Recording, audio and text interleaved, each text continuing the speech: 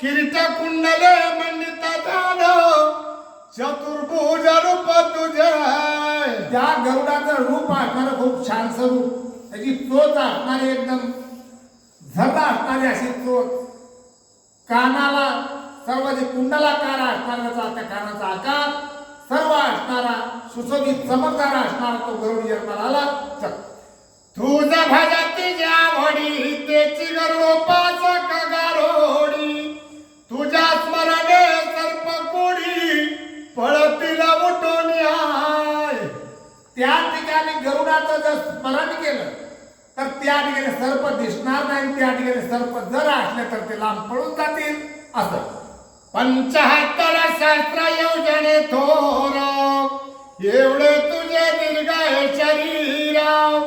दोन्ही पक्ष 24 सहस्र वेद ध्वनी उमटती.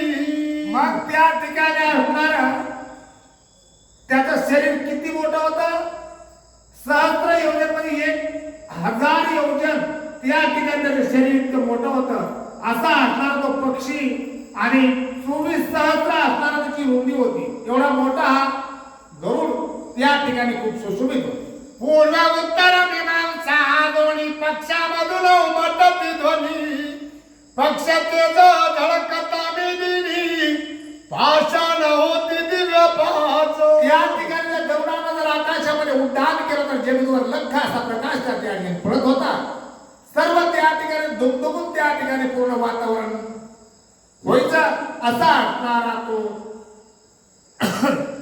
तुझे तेज अंबाई प्रचंड करपून जाईल ब्रह्मांड.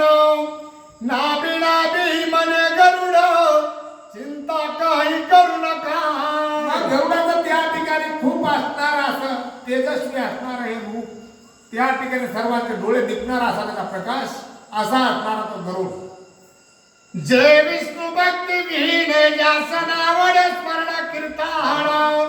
निंदक दुष्ट दुर्जन त्यास विदारी क्षणार्ध. त्या ठिकाणी ज्यांना कुणाला पृथ्वीवर असणारे जे सजीव आहेत त्यांना भजन कीर्तन कोणती पुराण ज्यांना आवडत नाही त्यांचं मर्दन करण्यासाठी त्याचा उपयोग आहे आणि तो करू शकतो. अशी त्याच्यामध्ये शक्ती आहे. माता पिता गुरु ब्राह्मण साधू संत हरिभक्त जाण. यास दोष जो दुर्जन त्यास विदारी क्षणार्ध. कुणाला विदारी कुणाचा नाश करी म्हणता जो आई वडिलांना सांभाळत नाही, अपमान करतो, अशांना जो कोणी भजनामध्ये कीर्तनामध्ये पुती पुराणामध्ये त्यांना नावे ठेवतो अशांचा त्या ठिकाणी निपात करणं हाच त्याचा धर्म असंही म्हणायला हरकत नाही. वेदशास्त्र पुराण करीते जे काय प्रमाण. विष्णू शिवाजे निंदिती दुर्जन त्यासी विदारी क्षणार्ध. मग त्या ठिकाणी पुराण काय सांगतंय? जो कोणी ब्रह्मा विष्णू आणि महेश यांची निंदा करतो किंवा ब्रह्मदेवाची निंदा करतो, विष्णूची वाहवा करतो, विष्णूची पूजा करतो, शंकराला मानित नाही, विष्णूला मानतो, अशांना त्या ठिकाणी कठोर शासन किंवा निर्दयपणानं शिक्षा दिल्याशिवाय मात्र राहत नाही.